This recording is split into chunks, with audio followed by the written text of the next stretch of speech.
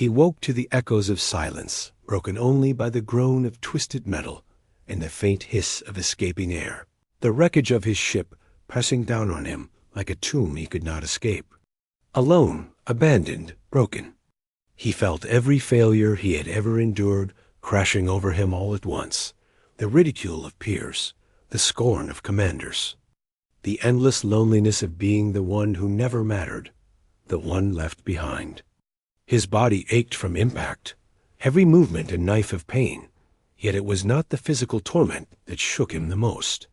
It was the cold realization that he had survived only to find himself utterly powerless in an alien world that did not care if he lived or died. The sky above was a strange hue, swirling with colors that no human had ever named, and the ground beneath him pulsed faintly with an energy he could feel in his bones. He had heard tales of this planet, whispered among interstellar travelers, of giants that roamed its surface and hunters that struck without warning, yet he had never believed them until now. Then he heard it, a low, resonant growl that vibrated through the wreckage and the ground, a sound that made his chest tighten and his mind reel. From the shadows emerged her 13 feet tall, limbs rippling with power, eyes that glowed like molten gold, her presence simultaneously terrifying and mesmerizing. Her voice, when she spoke, was a vibration in the air, melodic and strange, stating plainly that she was in heat and that he was the only compatible human. Fear surged through him, a primitive terror of a being far stronger than himself. But intertwined with that fear was a fascination he could not deny. He tried to move, to flee, but his body betrayed him, battered and weak, leaving him entirely at her mercy. Over the following days, they circled each other in a tense, dangerous ballet, she testing him, he testing his courage, each misunderstanding a potential death sentence. His first attempts to communicate were clumsy, and in his fear, he hurt her, drawing her higher in sharp claws that tore through his flesh, leaving him bleeding and broken. And yet, even in the pain, there was a strange intimacy, a connection he could not rationalize, something ancient and instinctive that pulled him closer to her. Memories of every rejection he had ever faced, every betrayal, every lonely night spent staring at a ceiling of human insignificance, surged within him. He saw himself reflected in her alien gaze, a being feared, misunderstood, driven by forces beyond comprehension, yet capable of connection and loyalty. Then came humans, soldiers from an off-world outpost, drawn by the ship's distress beacon. They did not come to rescue. They came to destroy. Fearful, rigid, trained to kill anything they did not understand, they opened fire, their weapons tearing at the air and the ground. He tried to stop them, screaming, begging them to see reason. But their logic was concrete, unyielding, and they could not comprehend what he understood. She was not a monster, not an enemy, but a force of nature bound by instinct, now by bond. She leaped to shield him, massive limbs absorbing gunfire meant for his frail human body, her cries echoing across the jagged rocks, leaving him awestruck and terrified. The soldiers fell one by one, and in the chaos, he felt a surge of emotions he had never known. Fear, yes, but also admiration, respect, and an understanding that survival was never about strength alone, but about courage, trust, and the willingness to face the unknown with an open heart. When the last echo of gunfire faded, the world was silent, save for the hiss of the alien winds and the pulse of the planet itself.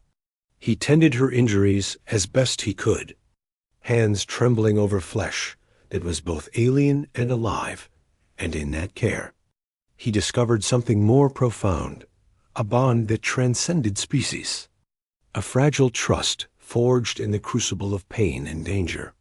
Together, they scavenged the wreckage of the ship for parts, navigating the harsh landscape of the planet, avoiding predators that stalked the shadows, and enduring the planet's cruel storms.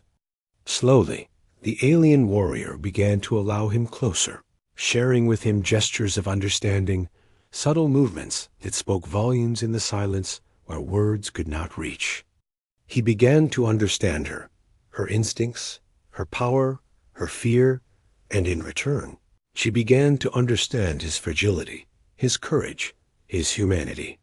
Every night, beneath alien constellations, he whispered fragments of stories from Earth, tales of humans who had faced impossible odds, who had survived, who had hoped even when all was lost.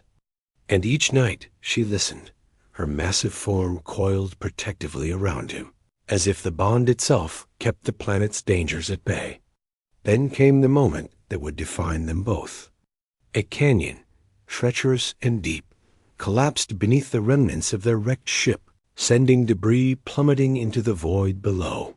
He saw her falter, her massive limbs trapped under twisted metal, and without hesitation, he risked everything, rushing into falling wreckage, cutting, lifting, straining against impossible weight. Pain tore through him as bones cracked and blood flowed freely, yet he refused to stop. She was alive because of him, and in that moment he understood the full meaning of courage, sacrifice, and the fragile beauty of life. As they emerged from the dust and chaos, he looked into her golden eyes and saw reflected there the truth he had long denied. Humanity was not merely flesh and bone, nor strength or intellect alone. It was empathy, bravery, the ability to reach beyond fear and see connection where others saw only danger. They stood together, scarred, battered, yet unbroken. Two beings from worlds apart, bound by trust and survival, knowing that no army, no predator, no force in the universe could sever what they had forged in fire and pain. The sky above them shimmered with alien light, but beneath that strange canopy, he finally understood that hope was not fragile. It was a living thing, resilient and eternal. Even in the darkest, most alien corners of existence, the bond between two beings, no matter how different, could illuminate a path forward. He had come to this world weak, rejected, and alone, but he would leave it knowing something profound, that humanity, at its best, could reach across impossible divides, confront fear, endure pain, and emerge stronger, wiser, and unafraid. In the alien warrior's gaze, he saw a reflection of his own soul, scarred, tested, but alive, and for the first time, he felt complete. No longer was he merely a survivor. He was a witness to the power of connection, the resilience of hope, and the unyielding strength that could rise from the smallest, most fragile human heart. Together, they turned toward the horizon, battered but unbroken, each step a testament to the bond they had forged, each breath a declaration that even in the face of abandonment, betrayal, and incomprehensible danger, life could endure, hope could thrive, and humanity could leave its mark on the universe. The alien planet stretched endlessly before them, dangerous, unpredictable, yet alive with possibility, and he realized that being human was not a weakness, it was a gift. It was the courage to stand, to feel, to trust, to hope, and to survive where nothing else could. He had been stranded with a 13-foot alien warrior who could have destroyed him, yet she had not.